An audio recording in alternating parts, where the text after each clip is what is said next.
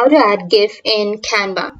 So if you want to add GIF in Canva, then what you need to do is first you just need to simply open up your Canva and make sure that you've logged into your account.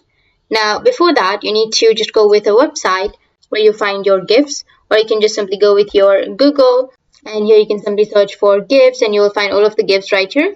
So you need to just click on any GIF that you're comfortable with, right click on it, and you will have save option. You need to just go with save, and under save you need to save as GIF image, and then you need to go with save. And once the GIF have been saved, you need to go to your Canva, and here you need to go with your design. Now under your design, if you want to add your GIF, you need to go with uploads, which is here on the left side.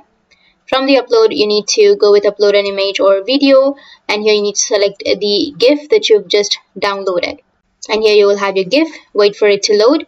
After that, you need to just click on this, drag and drop, and that's it. Your GIF has been uploaded. That's how you can add GIF in Canva, and if you have any questions, feel free to comment below. Thanks for watching.